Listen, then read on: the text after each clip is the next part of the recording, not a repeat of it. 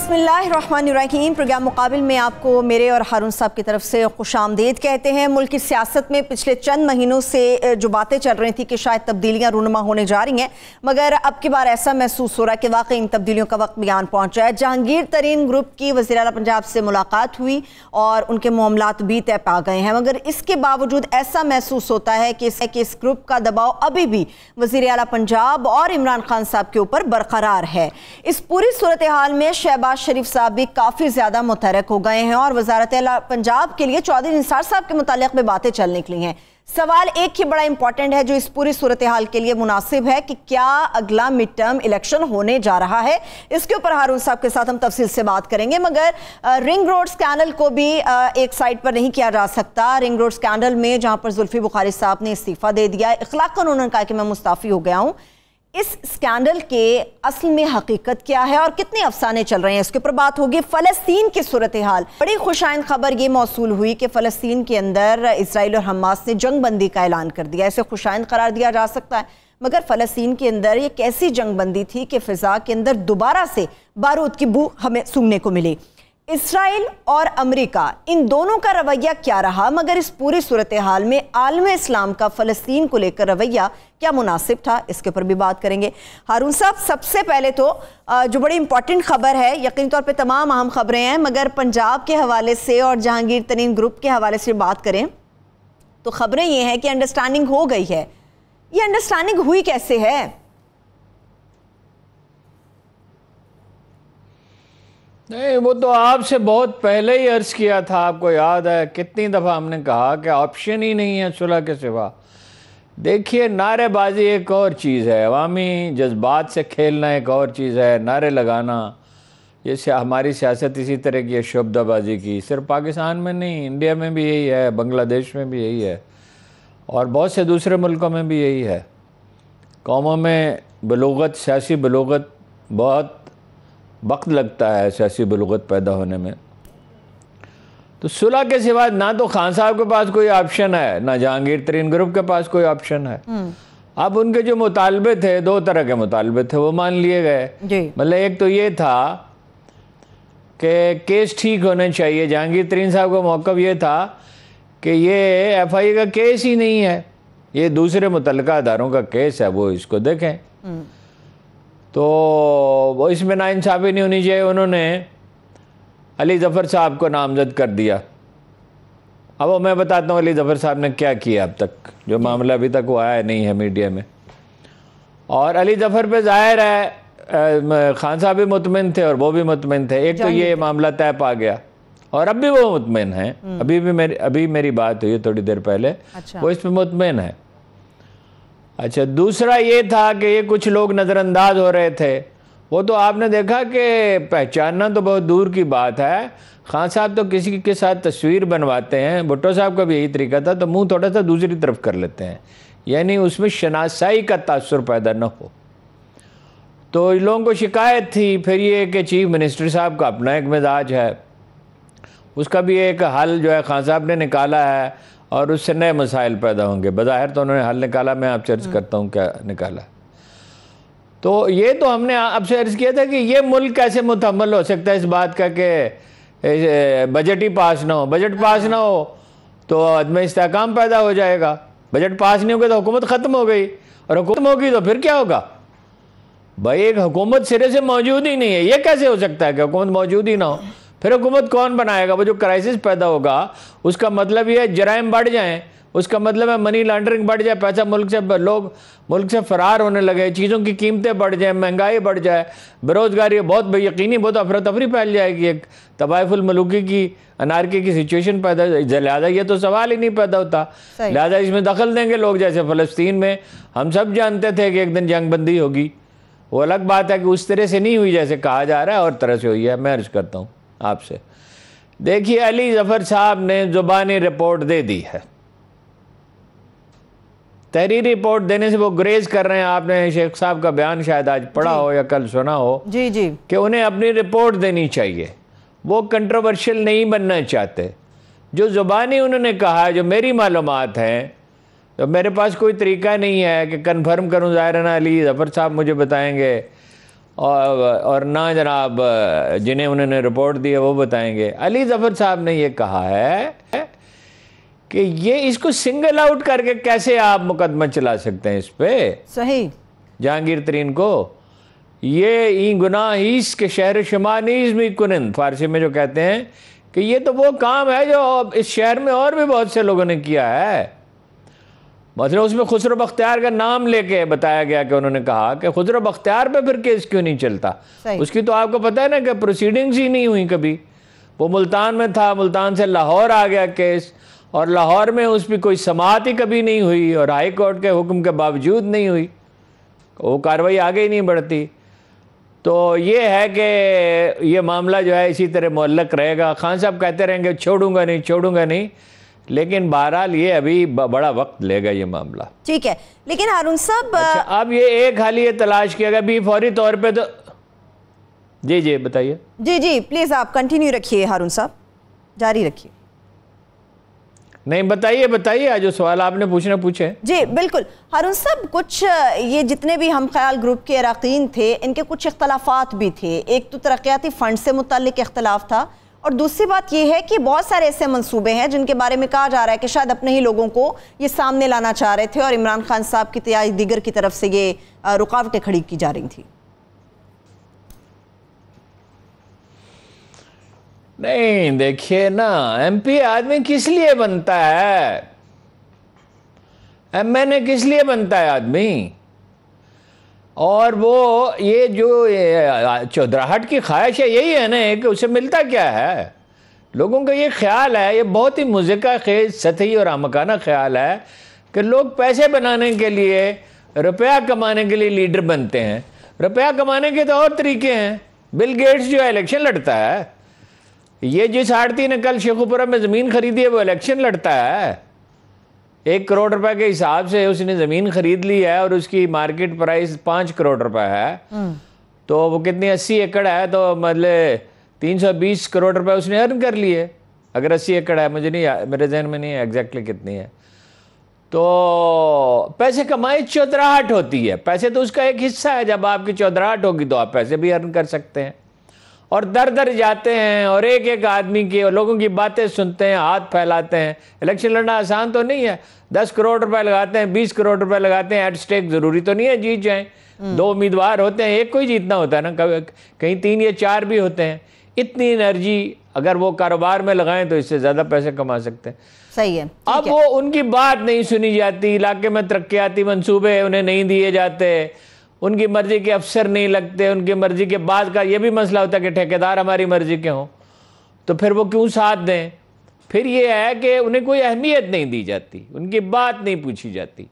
अब दुनिया बदल गई है, ये भुट्टो साहब का ज़माना नहीं है, ये अयूब खान का ज़माना नहीं है कि बस आप एमपीए हैं, एमएनए हैं और इसी पर शाद होते रहें। उस ज़माने में भी लोग फ़ायदे उठाते थे। अब तो खैर कल्चर ही बिल्कुल दूसरा है।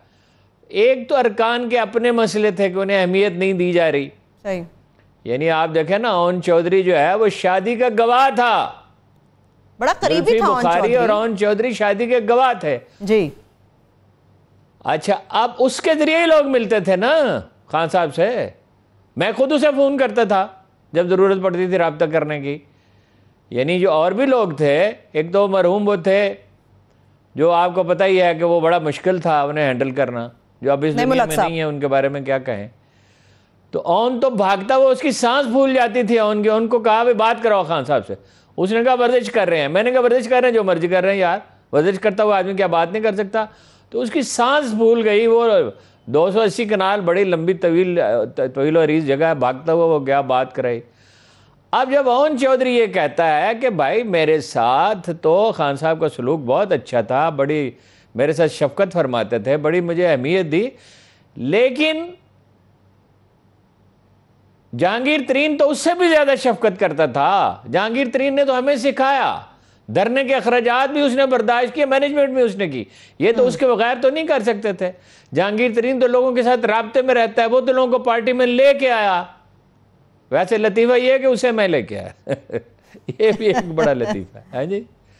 लोगों को लेके आया, हुकूमत बनाने में मदद की, धरने बेदरेग पैसा खर्च किया और हम सब पे निगाह शफकत रखी। खान साहब तो कोई अहमियत नहीं देते आदमी को, समझते मेरा राइट है, तो मैं एक बार लीडर हूँ। तो वो जहांगीर तरीन जो है, हर एक की अपनी जो है रोना होता है। वो अहमद राई एक बहुत बड़े शायर थे पंजाबी ज़ुबान के, वो कहते थे कि हीर का किस्सा सुनते हुए जब लोग रोते हैं ना, तो अपने दुखों पे रोते हैं, हीर के लिए नहीं कोई रोता। सही।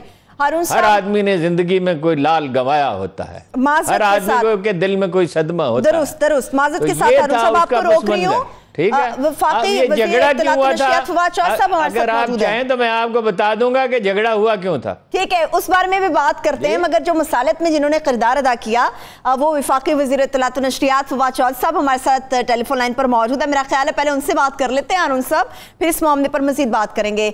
बहुत शुक्रिया, thank you so much Fawad Chaudhry साहब हमें ज्वाइन करने के लिए। हारून साहब मेरे साथ मौजूद हैं, तो आप हारून साहब कोई भी अच्छा सा सवाल फवाद चौधरी साहब से करें कि मामला हल कैसे हुआ। नहीं, आप पूछे ना चौधरी साहब से, आप पूछे। Thank you so much Fawad साहब। मुझे ये बताइएगा कि मामला था क्या, हल कैसे हुआ, और क्या आपको यकीन है कि अब दोबारा से ये ग्रुप वैसे खड़ा नहीं होगा जिस तरह से इन्होंने अब टेंशन क्रिएट की हुई थी?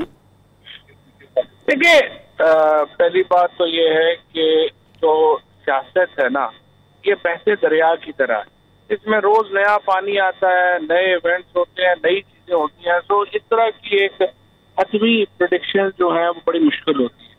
जहाँ तक ये ग्रुप की बात है या जो गिले शिकवे हैं उनकी बात है, ये भी पार्लिमानी जमहूरियत में आपको एक पॉलिटिकल प्रोसेस है वो जारी रखना पड़ता है।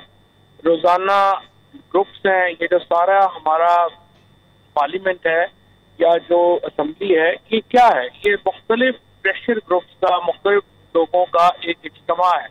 और हमारी जो सोसाइटी के अंदर जिस किस्म की एक इंटरेस्ट ग्रुप्स होते हैं, ये वहाँ रिप्रेजेंट होते हैं। अब हर लोग बंदे की ख्वाहिशें होती हैं, वो ख्वाहिशें कई जगहों पे पूरी हो सकती हैं, कई जगहों पे पूरी नहीं हो सकती। तो ये कॉन्टिन्यूस प्रोसेस है, जिसलिए हम निगोशिएशंस करते रहे हैं। हम कभी किसी की एक बात मानते हैं, कभी किसी को दूसरे को कहते हैं कि बात पूरी नहीं हो सकती, और यही एक प्रोसेस है जो मुसलसल चलता रहता है। और यहाँ पर भी ये जो ये जहांगीर तरीन साहब के मामले में भी जो एक हमने देखा, और फिर जो मीडिया में जरा ज्यादा, क्योंकि मीडिया बहुत बड़ा है, पहले होता था कि अखबार होती थी एक, उसमें खबर अगर पसंद आती थी तो कोई कह देता था मैंने कहा है, अदरवाइज हारून रशीद साहब से ज्यादा इसको कोई नहीं जानता, वरना कह देते थे जी मैंने तो बात ही नहीं की।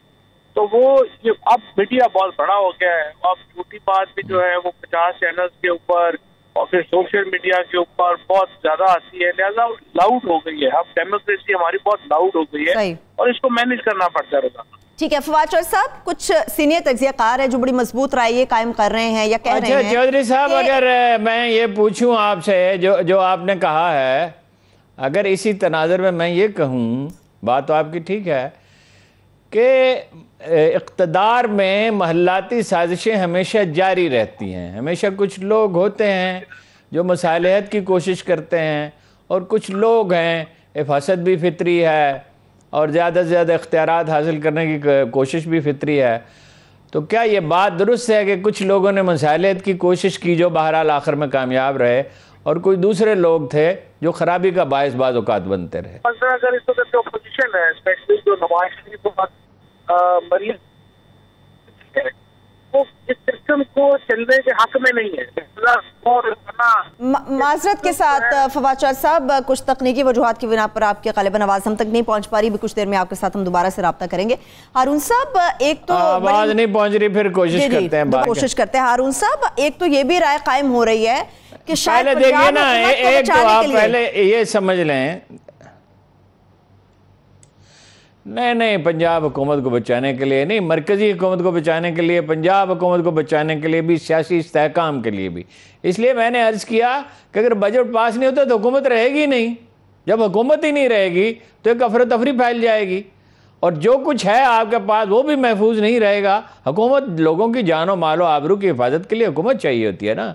जब हुकूमत हो ही ना और मुतबादल भी कोई ना हो तो फिर क्या होगा? फिर फटाफट कोई प्रोडक्ट तो नहीं है जो आप बाजार से ख़रीद के ले आए। अच्छा, एक ये बात समझ लें कि काइट फ्लाइंग बड़ी होती है, अफसाने बहुत सुनाए जाते हैं, सोशल मीडिया बड़ा कन्फ्यूजन पैदा करता है, मेन स्ट्रीम मीडिया भी कन्फ्यूजन पैदा करता है। झगड़ा हुआ क्यों? फवाद चौधरी साहब हमारे साथ हैं। हारून साहब, झगड़ा की बजाय सही लफ्ज होगा कि रंजिश पैदा।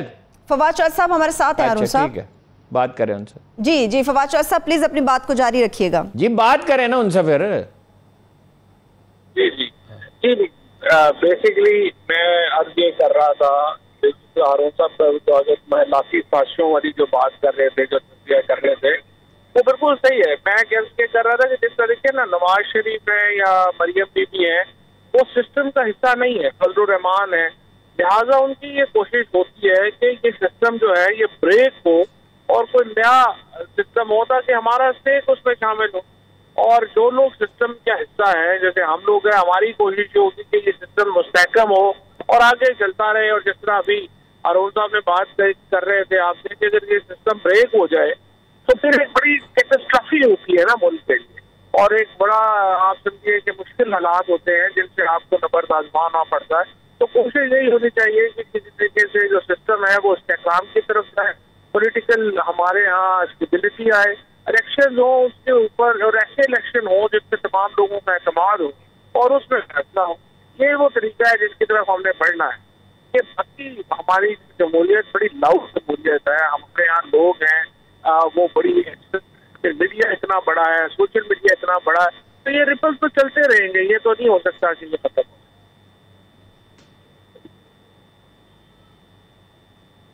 हारून साहब, कब तक ये यानी सूरत हाल बरकरार रहेगी क्या? जी जी जी जी बताइए। जी जी, हारून साहब, फवाद साहब हमारे साथ हैं, आप सवाल कीजिए प्लीज। हाँ, तो ये उम्मीद है कि ये मुस्तहकम हो जाएगी सूरत हाल, इख्तलाफात दूर हो जाएंगे, या अभी अंदेशे बाकी हैं? कोई बजट के बाद इस तरह की खबरें भी हैं कि बजट के बाद बात पुरस की जाएगी लोगों से, MPA से और लोगों से जो बाकी हैं उनसे, या ये है कि ये इसलिए कि सुलह में आप मुझसे बेहतर जानते हैं कि असल चीज़ तो फॉलो अप होती है। ये नहीं है कि सुलह हो गई तो बात ख़त्म हो गई, उसकी जो बुनियाद है उसे ख़त्म करना होता है और सिंक्रोनाइज करना होता है, लोगों के दिल से रंजिश और गम और गुस्सा निकल जाए। तो उसके फॉलो अप का कोई तय किया गया है, कोई तरीक़ाकार, और कुछ लोगों को ये जिम्मेदारी दी गई है या नहीं? ये हारून साहब इस तरह है कि एक मुस्तकिल प्रोसेस है, ये चीजें तो चलती रहनी है। अब जो है वो आज जिस तरह से चीफ मिनिस्टर साहब से उनकी मुलाकात हुई है और जो MPA साहबान थे उनकी उन्होंने बातें सुनी हैं, उस पर उनको कुछ जो मामलात हैं वो तय हुए हैं। कल जो वो मैं जा रहा हूँ, लाहौर जा रहा हूँ, हमारी मुलाकात होगी तमाम जो दोस्त हैं उनसे, MPA साहबान हैं या बाकी लोग हैं, और मिलजुल के इंशाल्लाह ये रास्ता निकल आएगा। कोई इतनी बड़ी इसमें बात नहीं है, छोटे मोटे गिले होते हैं। देखिए, आप इमरान खान साहब को बहुत अच्छी तरह जानते हैं, जहांगीर तरीन साहब भी उनको बड़ी अच्छी तरह जानते हैं। इमरान खान से किसी को भी ये तवक्को तो नहीं होगी कि वो उनको केसेस में उठा के फोन कर देंगे या कह देंगे इस केस के ऊपर हाथ होदा कर दो या ये कर दो वो कर दो। जो लोग भी इमरान खान को थोड़ा सा भी जानते हैं उनकी ये तवक्को ही नहीं है कि इमरान खान कोई केसेस के ऊपर कोई कंप्रोमाइज करेंगे, लिहाजा वो अपनी जगह के ऊपर मामला से चलते रहेंगे। ये छोटे मोटे गिले शिकवे एडमिनिस्ट्रेटिव कोऑर्डिनेशन के जो मामलात है वो हल जो है उसको करना हमारा फर्ज है, वो प्रोविंशियल गवर्नमेंट का फर्ज है, वो इंशाल्लाह ताला हम सोल्यूशन उसका बनाएंगे। बाकी जो केसेस हैं उनके ऊपर तो आपको पता है इमरान खान जो है वो तो नहीं, इसके ऊपर अकाउंटेबिलिटी के ऊपर ये पहला मामला भी नहीं है। बाबर अवान साहब का मामला हो, उसके बाद ये अलीम खान साहब का मामला हो, बाकियों का मामला हो, किसी में भी इमरान खान ने इंटरफेरेंस नहीं किया और वो नहीं करेंगे। जी बहुत शुक्रिया आपका, बड़ी नवाजिश। बात तो बहुत इस पर लंबी हो सकती है लेकिन आप सफ़र में हैं, फिर इंशाल्लाह दोबारा इस पर गुफ्तगू होगी। Thank you so much.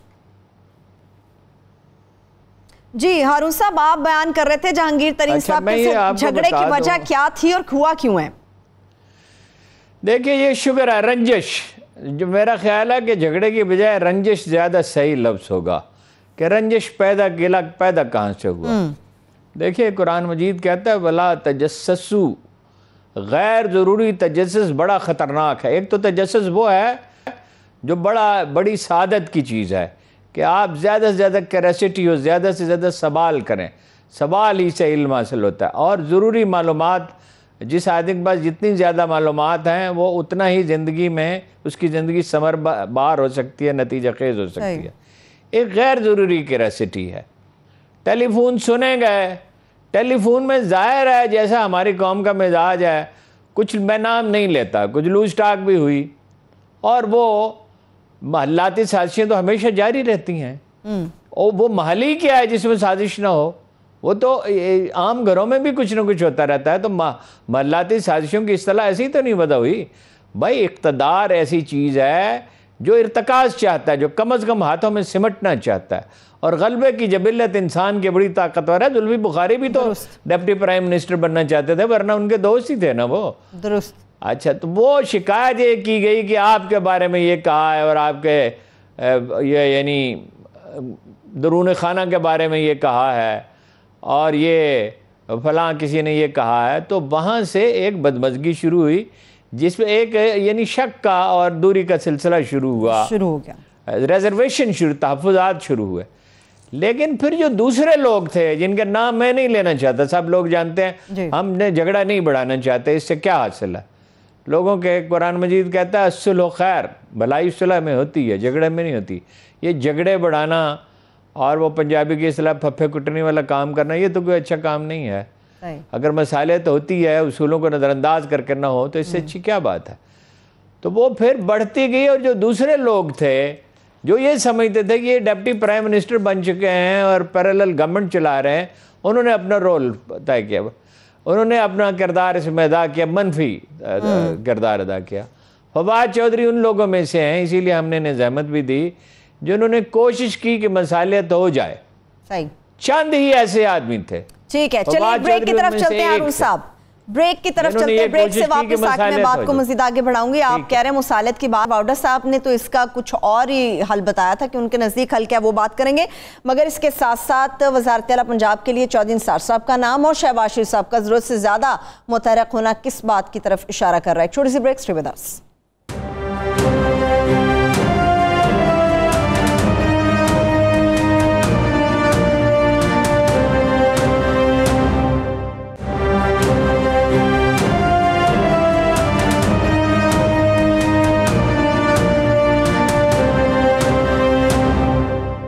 Welcome back.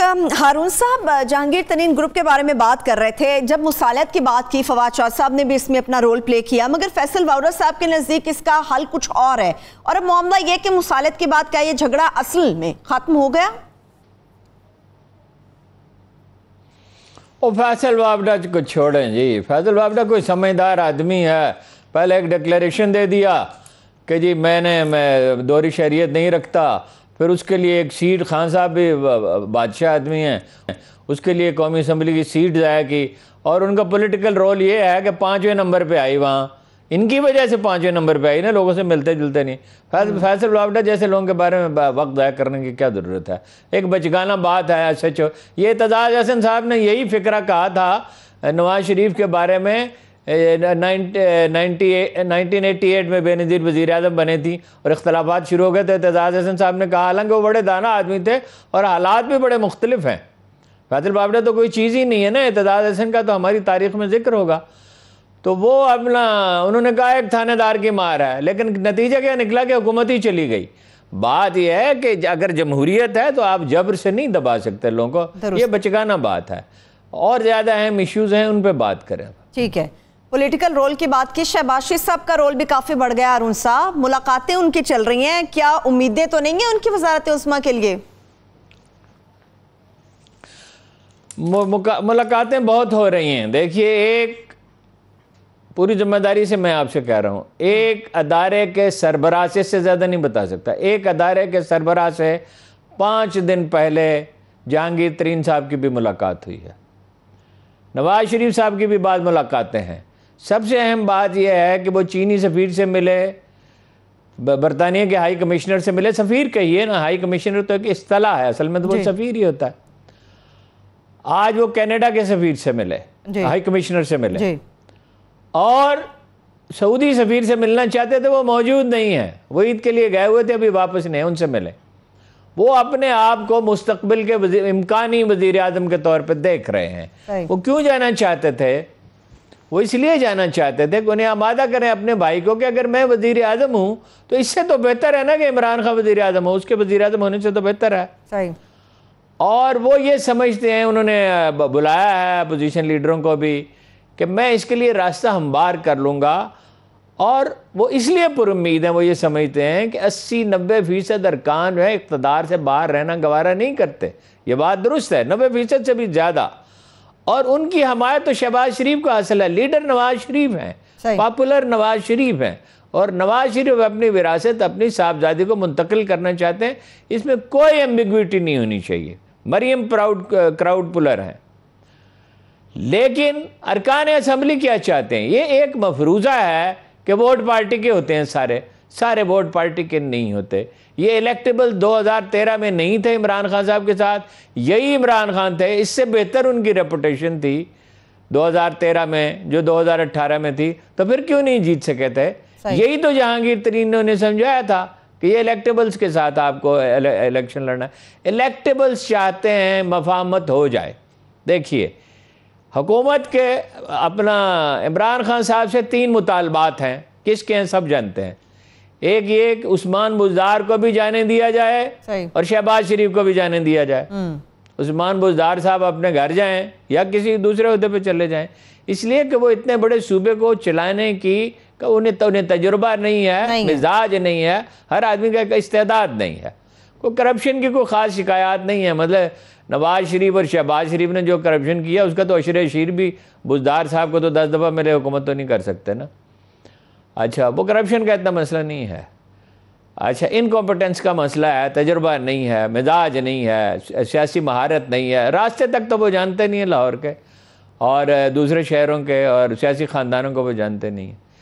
और एक मुतालबा ये कि एहतसाब पे ही सारा जोर ना लगा दें, कोई सेंस ऑफ प्रोपोर्शन होना चाहिए। काम नैब पे छोड़ दें, एफआईए पे छोड़ दें, माशी तरक्की की तरफ तवज्जो दें। वैसे मैं आपको एक बहुत बड़ी खबर देता हूँ जो एक आध दिन में आएगी, खबर ये कन्फर्म हो जाएगी।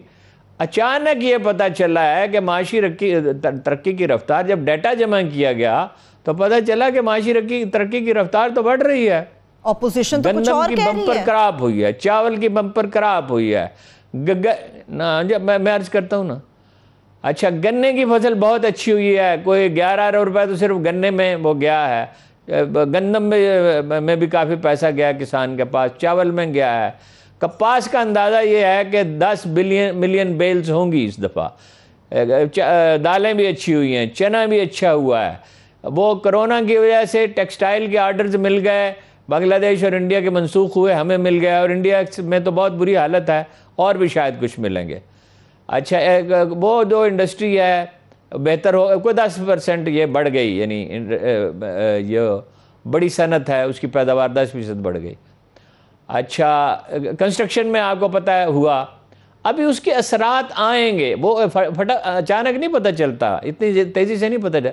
4% पे पहुंच गई है, जो अंदाज़ा ये था कि 1.9% तरक्की होगी, 4% एग्जैक्टली है 3.9%।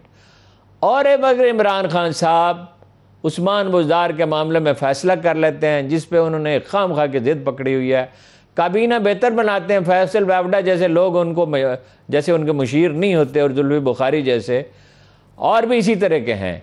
और 3 आदमी मैं नाम नहीं ले सकता, सब जानते हैं कि एक तो प्राइम मिनिस्टर हाउस में बैठे हुए हैं, और एक उन्हें जो इत्तलात बहम पहुँचाते हैं, एक शहजाद अकबर साहब हैं। तो इस तरह के मुशीरों से अगर वो जान छुड़ा लें, और यानी जान छुड़ाने से मुराद ये नहीं है कि उन्हें फारग कर दें, यानी ये उन पर बहुत ज़्यादा असरअंदाज ना हो। कानों के कच्चे हैं सब, बड़ी जल्दी लोग उन पर असरअंदाज होते हैं। ये शुगर का रेट कम हो गया है, आटा सस्ता हो गया है, चीज़ें कोई सस्ती हुई हैं। सवाल ये है, अल्टीमेट रिजल्ट देखा जाता है। भाई महंगाई बढ़ रही, बेरोज़गारी बढ़ती रही, अब आगे कहीं इम्कान पैदा हुआ है कि सूरत हाल संभलेगी, और कोई क्राइसिस खान साहब के लिए था ही नहीं, पीडीएम तो टूट चुकी थी। फिर ये जहांगीर तरीन वाला मसला उन्होंने पैदा कर लिया। इसमें क्या वो आली ज़रफ़ी का मुज़ाहरा नहीं कर सकते थे? उसकी 10-15 साल की खिदमात नज़रअंदाज करके दिन रात उसने काम किया था उनके लिए, उनके साथ तो वो मुखलिस रहा था ना। आदमी के बहसीत मजबूरी देखा जाता है, दोस्तों को, साथियों को उनकी खामियों समेत गवारा किया जाता है। ये थोड़ी दुनिया में कोई फरिश्ते थोड़ी 100% लॉयल्टी तो सिर्फ अल्लाह ताला के साथ हो सकती है, अल्लाह के रसूल के साथ हो सकती है, जो अब इस दुनिया में तशरीफ़ फरमा नहीं है, उनकी तालीमात के साथ हो सकती है, अल्लाह के साथ होती है 100% वफादारी नाम की तो कोई चीज़ इस दुनिया में नहीं पाई जाती। छोटी मोटी ख़ताएँ इंसान को ख़ता व नसियान से बनाया गया। बहरहाल अगर वो कुछ बेहतरी करना चाहें और कोई तवज्जो दें और कोई यानी क्या कहना चाहिए कि स्टेट ऑफ माइंड उनकी बदले, जहनी कैफियत बदले, तो चीज़ें बेहतर हो सकती हैं। ठीक है, चलिए हारून साहब, सूरत हाल बेहतरी की तरफ जा रही है, मईशत के आशारिया बेहतर हो रहे हैं, मगर एक सवाल है, कुछ देर के लिए फ़र्ज़ कर लें कि मिड टर्म इलेक्शन का कितना चांस है। अगर मिड टर्म इलेक्शन होता है तो इन तमाम लोगों की क्या जगह होंगी मिड टर्म इलेक्शन में? इमरान खान साहब की, शहबाज शरीफ साहब की, नवाज शरीफ साहब, मरियम साहिबा, चौधरी साहब, दीगर तमाम लोग, क्या पोजीशंस होंगी इनकी? देखिए, ये इस वक्त प्रेडिक्ट करना मुश्किल है। अगर तो मईशत उस तरह संभलने लगती है जैसे कि अभी अंदाज़ा हो रहा है और 6% पर चली जाती है और लोगों को जॉब्स मिलने लगती हैं, तो लोग आए दिन की तब्दीली शायद पसंद न करें। सही, फिर तो इमरान खान साहब का चांस है। लेकिन अगर ऐसा नहीं होता और ये इस तरह की गलतियाँ जारी रहती हैं, यानी चीनी महंगी हो रही है तो हुकूमत की गलती की वजह से हो रही है ना, ये इस पर गौर ही नहीं करते कि ये सिर्फ शुगर मिल के मालकान की वजह से नहीं हो रही, सिर्फ उन ठेकेदारों की वजह से नहीं हो रही जो सप्लाई करते हैं, वो असल जड़ हैं, जो जिनकी FBR के पास लिस्ट ही नहीं है, तो हुकूमत जिम्मेदार है ना, FBR के पास उनकी फहरिस्त ही नहीं है। अच्छा, तो अगर यही सूरत हाल रहती है और कोई मुख्तलिफ अदारों के दरमियान तलखी और तसादम जारी रहता है, देखिए ये तो अदालतों के साथ भी तसादम है, मीडिया के साथ भी एक तरह का तसादम है, तो मेरा अंदाज़ा है कि फरवरी या मार्च में अगले साल इलेक्शन का ऐलान हो जाएगा। अगर सूरत हाल में बिगाड़ बढ़ता रहा, अगर मसालियत नहीं हुई, वर्किंग रिलेशनशिप अपोजिशन के साथ नहीं होती, वो मिनिमम एक वर्किंग रिलेशनशिप चाहिए होती है पार्लियामेंट को चलाने के लिए, मामलात को चलाने के लिए, सिंध हुकूमत के साथ वो करने के लिए, तो ज़्यादा इम्कान तो ये है कि वो 2 साल पूरे करेंगे। लेकिन अगर ख़राबी बढ़ गई तो फरवरी या मार्च में मिड टर्म इलेक्शन का ऐलान हो जाएगा। ठीक है, ठीक है। चलिए हारून साहब, बिल्कुल मुख्तसर एक सवाल का जवाब, फिर मैं ब्रेक की तरफ जाऊंगी। रिंग रोड स्कैंडल पे भी बात करेंगे। क्या इमरान खान साहब के लिए इस वक्त कोई थ्रेट मौजूद नहीं? अगर है तो कहां से है? बिल्कुल मुख्तसर जवाब, फिर break.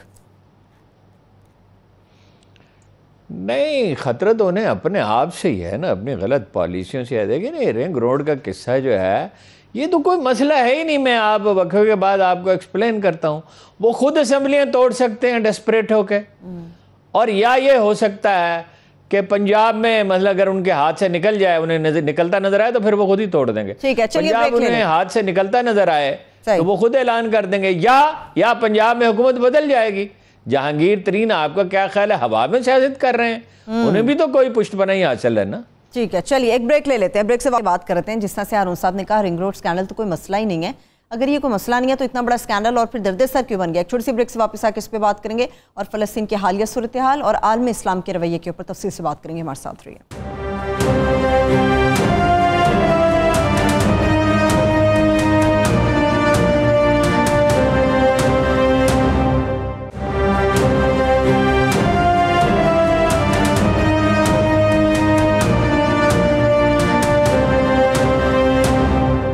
Welcome back. Ring road scandal पे हारून साहब बात करते हैं। आप कहते हैं कोई मसला नहीं है, फिर इतना बड़ा स्कैंडल क्यों बन गया? जुल्फी बुखारी को मुस्ताफी होने की जरूरत क्यों पेश आ गई? मसला तो है, ये नहीं कि मसला नहीं है, मसला तो पैदा हो गया, मगर ऐसा नहीं है जो हल ना हो सके, नहायत आसानी से हल हो सकता है। मैं बिल्कुल सादा अल्फाज में 2-3 जुमलों में एक तजवीज़ आपकी खिदमत में पेश करता हूँ, और माहिरीन इस पे आप कल तक उस पर माहिरीन से आप राय लेना चाहें तो ले लें। देखिए, एक थी 36 या 35 किलोमीटर की सड़क गोल दायरे में, रिंग रोड। ये वाहिद शहर है पिंडी और इस्लामाबाद जिसकी कोई बाईपास ही नहीं है। रिंग रोड तो अब तो रिंग रोड दोनों काम करेगी ना, बाईपास का भी और रिंग रोड का भी। एक है उसमें 30-35 किलोमीटर का इजाफा हो गया। मैं ये अर्ज करता हूँ कि दोनों सड़कें बना दें, पहले आप एक को बना दें फिर दूसरी को बना दें, क्योंकि आपके पास वो आपने 5.5 रुपये आप उस पर लगा चुके हैं, ज़मीनें एक्वायर कर चुके हैं। सही। देखिए ज़मीन में कभी खसारा होता ही नहीं है, सवाल ही नहीं पैदा होता ज़मीन में खसारा हो जाए। उसमें वैल्यू ऐड करें, उसके इर्द गिर्द की ज़मीन एक्वायर कर लें, उन हाउसिंग सोसाइटियों के साथ डील कर लें। इसलिए कि उन हाउसिंग उस सड़क की अदम मौजूदगी में उन सोसाइटियों की मतलब बाद की कीमत उनके प्लाटों की 1/3 रह जाएगी, वो तो इसके मुतहम्मल नहीं हो सकते जी। ये तो देखिए ना चक्री तक जाती है, कहाँ तक, ये बहुत दूर तक जाती है और उधर वो अपना दूसरे ज़िले में दाखिल हो जाती है अटक में। तो एक सड़क तो पहले आप इसको बना दें, 2017 का जो बना हुआ नक्शा खाका बना हुआ है, मुकम्मल नक्शा डिज़ाइन नहीं बना हुआ है, सही। उसको बना दें आप, आपका एक मसला हल हो गया। और नहीं बनाएंगे तो आपके वोट कम हो जाएंगे पिंडी इस्लामाबाद में, आप पिंडी डिवीजन आपके हाथ से निकल जाएगा और इस्लामाबाद भी। अच्छा, दूसरा वो उस सड़क को बना दें, उन हाउसिंग सोसाइटियों से डील कर लें, और या वहाँ जगह आप कुछ एक्वायर कर लें। तो कभी सड़क पे लगे हुए पैसे भी ज़ाया कभी दुनिया में हुए हैं। वो जनरल ज़ियाउल कहते थे कि तहजीब सड़क के ज़रिए आती है, जहाँ सड़क बनेगी वहाँ तो ज़मीन की कीमत कई गुना बढ़ जाएगी। सही। ये मसले का हल आसान है, बाकी जो है वो उसमें बहुत से अफसाने हैं, अब उसका वक्त नहीं है, फ़लस्तीन पे हमें बात करनी है किसने क्या किया, मुख्तलिफ लोगों के मफादात थे, उनके नाम आ चुके हैं, उसे दोहराने की ज़रूरत नहीं है। लेकिन मसला अगर हल करना चाहें, ज़हनी तौर पर खान साहब भी उलझे हुए हैं, उनकी कैबिनेट भी उलझी हुई है, उनके मशीर भी उलझे हुए हैं, एक दूसरे के खिलाफ एक दूसरे से लड़ते भी रहते हैं। एनर्जी भी PTI वालों में बहुत है, अगर किसी और से लड़ाई, बाकियों से लड़ाई से इनकी एनर्जी जो है पूरी नहीं कंज्यूम होती, फिर आपस में लड़ते हैं, साजिशें भी जारी रहते हैं। वरना इस मसले का हल कोई मुश्किल है ही नहीं, ये मसला है ही नहीं है। ठीक है, इनफैक्ट इसको बहुत आसानी से हल किया। आइंदा आने वाले दिनों में मजीद तफसील से इसके ऊपर बात करेंगे। फ़लस्तीन की आपने बात की हारून साहब, सबसे पहले तो ये कि जंगबंदी हो गई, खुश आइंद, मगर कहा जा रहा है कि जंगबंदी मिस्र की कोशिशों की वजह से हुई। क्या वाकई ऐसा है, और ये मिस्र अचानक से कहाँ से आ गया दरमियान में? नहीं, मिस्र की कोशिशों से क्या हुई, वो मिस्र को वो चाहते हैं जो बाइडन के ज़रा उसे क्रेडिट दिया जाए। वो कतर के भी वैसे लोग उसमें शामिल थे, मिस्र के भी शामिल थे। तो बड़ा प्रॉब्लम था कि वो लोग बाहर ही नहीं निकल सकते थे, बमबारी हो रही थी, तो जाहिर है कि वो बड़ी मुश्किल से उनके साथ राब्ते होते थे। वो तो अमेरिका ने थ्रेट किया, यानी मैक्सी थ्रेट अगर नहीं तो मैक्सिमम दबाव डाला। अमेरिकी पॉलिसी में तब्दीली है, अगरचे वो इसराइल के साथ हैं, वो उनका हलीफ है, वो उनकी रियासत है एक तरह से, जैसे अमेरिकी रियासतें हैं वैसे वो उनका उसके बगैर। लेकिन उनकी कई अशरों की इन्वेस्टमेंट ज़ाया हो गई मिडल ईस्ट में, इतना अमेरिका के ख़िलाफ़ शदीद रद्दअमल पैदा हुआ है जिसकी कोई हद ही नहीं है। आपने देखा नहीं कि भाई वो ईरान के साथ मुज़ाकरात कर रहे थे और मिस्र के साथ उनके मामलात थे, वो बहुत सी खराबियाँ पैदा हुई। आलम इस्लाम में इतना शदीद रद्दअमल है, अभी लोगों को अंदाज़ा नहीं है कितना शदीद रद्दअमल है। लेकिन ख़ुद यूरोप में कितना रद्दअमल है, कहाँ कहाँ जुलूस निकले हैं, जर्मनी में, ऑस्ट्रेलिया में, फ्रांस में, अमेरिका में। आप उस मुल्क नाम लें, कौन सा मुल्क है जहाँ जुलूस नहीं निकले, और बड़े बड़े पाकिस्तान से ज़्यादा जुलूस निकले। यहाँ तो मोबिलाइजेशन हुई नहीं है, अभी मोबिलाइजेशन होगी। अगर ये जारी रहता तो मोबिलाइजेशन होती। हमने कश्मीर की वजह से वक्त ज़ाया कर दिया, हमने कश्मीर में मोबिलाइजेशन की होती तो आज यूरोप से बड़े, अमेरिका से बड़े जुलूस निकलते। बहरहाल अमरीकियों में पहली दफ़ा 15% अमरीकी शहरी इसराइल के सख्त मुखालफ और फ़लस्तीन के हामी हो गए। अच्छा। वहाँ जो ताज़ा तरीन सर्वे हुए हैं 33% लोग इसराइल के हामी हैं। यानी कहाँ ये कि 1-2% भी इसराइल के उनके हामी नहीं थे फ़लस्तीन के, अब 15% तो हो गए, और ये तादाद 33% से गिरती जाएगी। बाकी लोग जो हैं वो कोई राय नहीं दे रहे। अब जब इसराइली मज़ालम आश्कार होंगे सोशल मीडिया के इस दौर में, तो जाहिर है कि इसराइल की हमायत में कमी आती जाएगी, फ़लस्तीन की हमायत में इजाफा होगा।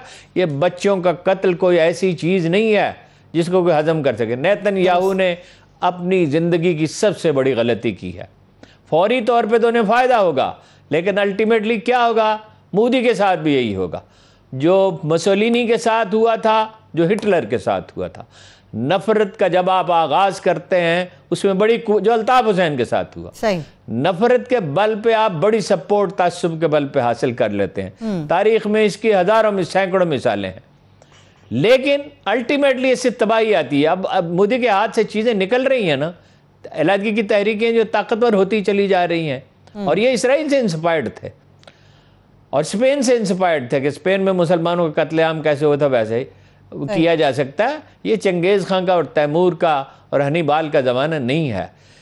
देखिए, इसराइल अपनी सरहदों से बाहर निकलेगा, ये बात मैं नहीं कह रहा हूँ।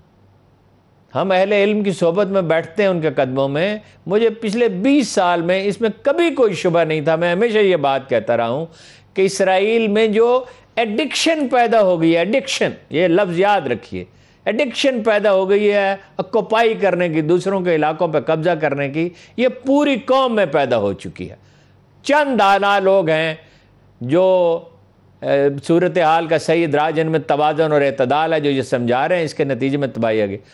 और ये बात हम नहीं कह रहे, ये अल्लाह के रसूल ने कही थी कि वो निकलेगा, वो यहाँ जमा होंगे और ये जंग होगी और रसूलुल्लाह सल्लल्लाहु अलैहि वसल्लम की उम्मत उस पर गालिब आएगी। आज नहीं, आज तो देखिए हसन नसरुल्लाह हरकत में नहीं आए, इसलिए कि ईरानी मुज़ाकरात कर रहे थे अमेरिका से। मैंने आपसे हमेशा कहा, मैं वाहिद आदमी हूँ जो ये कहता रहा हूँ और आज भी कहता हूँ कि ईरान अल्टीमेटली अमेरिका के साथ जाएगा, इसलिए कि जैसे इक़्तिदार की जो होती है, जुनून होता है जिसके अंदर, वो इक़्तिदार में हर चीज़ को कुर्बान करता है। ईरानी मुल्ला कोई मुख्तलिफ नहीं है, इमाम ख़मीनी नहीं बैठे हुए। इमाम ख़मीनी कल्ब व रूह की गहराइयों से इम्पीरियलिज़म के मुखालिफ थे और शहनशाहियत के। वो इक़्तिदार की उन्हें कोई आरजू नहीं थी, उन्होंने अपनी सारी ज़िंदगी जद्दोजहद को दी। ये और तरह के लोग हैं। देखिए, हसन नसरुल्लाह ने ये ईरानी उन्हें इशारा जब तक न करते तो वो कैसे हमायत न करते, तो कैसे को कर सकते थे। अच्छा, खौफ जो है वो निकल गया है फ़लस्तीनियों को दिलो दिमाग से, जैसे कश्मीरियों को दिलो दिमाग से निकल गया। अवामी तहरीकें कभी नहीं मरती, ये बात याद रखिए। और लोगों को हक़ाइक़ का अंदाज़ा नहीं है। 60 लाख अगर हैं यहूदी हैं वहाँ पे, तो 60 लाख ही तो फ़लस्तीनी हैं। कुछ मुल्क से निकाल दिए गए लेकिन वो मौजूद तो है ना। 20 लाख तो खुद इसराइली इलाके में हैं, गज़ा और गरब उर्दन में तो इसके अलावा हैं। और इर्रेलेवेंट हो गए सदर साहब फ़लस्तीन के जी। और हमास जो है वो नुमाइंदा तंजीम बन गई है और उन्होंने बम बनाना सीख लिया, उन्होंने मिसाइल बनाना सीख लिए हैं, रॉकेट बनाना उन्होंने सीख लिए हैं। कभी यासर अरफात की तंजीम ने, PLO ने ईरानियों को सिखाया था ये सब कुछ, आज ईरानियों ने उन्हें सिखा दिया। अब ये जंग ख़त्म होने वाली नहीं है, इसलिए कि नफरत जब इतनी गहरी हो जाती है और एडिक्शन जब पैदा हो चुकती हैं तो फिर उनका एक अंजाम होना होता है। वो फाइनल एक जब कंट्राडिक्शन शार्प होती हैं, जैसे कार्ल मार्क्स ने कहा था, तो फिर उन्हें रिजॉल्व होना होता है। तो आलम इस्लाम उठेगा एक दिन। आपका क्या ख्याल है, ये अपना प्रिंस जो हैं मोहम्मद बिन सुलेमान, आपको पता है उन्होंने ईद की नमाज किस हालत में पढ़ी है? रियाद में 4 बॉडीगार्ड उनके इर्द गिर्द खड़े थे, हालांकि सबको तलाशी लेके अंदर ले जाने दिया गया, फहरिस्तें बनाई गई, इसके बावजूद इस हालत में हाउस ऑफ सऊद तो उड़ जाएगा और अमारात में इसराइल के हक में बैनर लगाए गए और धमकी दी गई कि गजा की इमदाद बंद, फ़लस्तीनियों की इमदाद बंद कर देंगे आपका। और उधर आपको पता है तुर्की में क्या सूरत हाल है कि रुदवान को कहना पड़ा कि मेरी फ़ौज तैयार, हमारी फ़ौज तैयार है यरूशलेम में दाखिल होने के लिए। और तुर्कों ने कभी आसानी से बहुत कम कभी शिकस्त खाई है। और इजराइल की फ़ौज ये साबित हो गया कि इनविंसिबल नहीं है, नाकाबिल शिकस्त नहीं है। सही। अगर ये एक दिन आएगा वो अपनी सरहदों से बाहर निकलेगा। मैं बिल्कुल वाज़ेह अल्फाज में कह रहा हूँ, आज तो मुमकिन है लोग इस बात का मजाक उड़ाएं, मैं इस दुनिया में नहीं हूँगा, ये आप याद रखें। मैं साफ अल्फाज में आपसे कह रहा हूँ कि अपनी सरहदों से बाहर निकलेगा। इतना दबाव आएगा कि दुनिया के हर मुसलमान मुल्क को इसराइल का रुख करना पड़ेगा, उसकी फ़ौजों को। उसके पास एटम बम है तो मुसलमानों के पास भी है, उसके पास मिसाइल है तो मुसलमानों के पास भी है, और मुसलमानों के पास एक और चीज़ है, मुसलमानों के पास शहादत की आरजू है, वो जान दे सकते हैं। शहीद का इसीलिए इतना बड़ा मर्तबा है कि वो सर्वाइवल की जबिल्लत से ऊपर उठ जाता है। और जब लड़ाई का अभी से वहाँ माइग्रेशन शुरू हो गई है इसराइल से, और खौफ उनमें फैल रहा है, फ़लस्तीनियों में ख़त्म हो रहा है, उनमें फैल रहा है। के अंदर खौफ, मगरब में हमायत उनकी कम होती जा रही है, अमेरिका में हमायत कम होती जा रही है। फिर सारे यहूदी ज़ायनिस्ट नहीं हैं, सहूनी और हैं और यहूदी और हैं।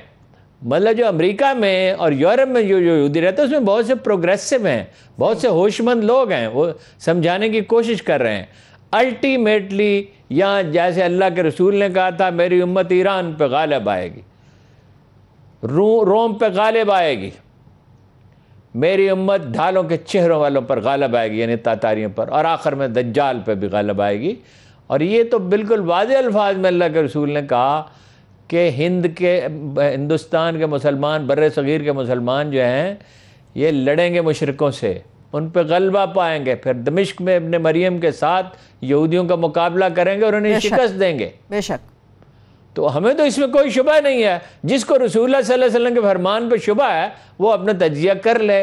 वो जो इकबाल ने कहा था, जो अक्ल का गुलाम हो वो दिल न कर कबूल। हम तो अक्ल के गुलाम नहीं हैं, हम तो समझते हैं जो अल्लाह ने कहा वो सच है और जो अल्लाह के रसूल ने कहा वो भी इसी तरह सच है। जैसे जो अल्लाह ने कहा वो सच है, उसी तरह अल्लाह के रसूल का कहा वो भी सच है। इसलिए कि कुरान कहता है कि वमा यंतिकु अनिल हवा इल्ला वह्युन यूहा, रसूलुल्लाह अपनी आरजू से कोई चीज़ नहीं कहते, वो वही कहते हैं जो उनके जहन पे उतारा जाता है। बेशक। तो ये अल्टीमेटली इसराइली खसारे में रहेगा। ये जंग, ये 3 हफ्ते की बमबारी आखिरी तजिए में फ़लस्तीनियों के हक़ में गई है। अरब हुक्मरान जिन्होंने उनकी मुखालफत की वो रुस्वा हुए और मज़ीद रुस्वा होंगे। देखिए सलाउद्दीन के ज़माने में भी यही हुआ था, यही अरब था, इसी अरब में हाजियों के काफिले लूटे जाते थे। सलाउद्दीन को रिश्वत देना पड़ती थी, सलाउद्दीन अय्यूबी को, कि हाजियों के काफिले ना लूटे जाएं। इसी सतह पे आ गए थे अरब, फिर उसी सतह पे आ गए। बहुत शुक्रिया, thank you so much, thank you so much Haroon साहब। बिल्कुल खत्म हो चुका है आपका शुक्रिया, मेरे तमाम देखने वालों का शुक्रिया। मुझे इजाजत दीजिए, अल्लाह हाफिज।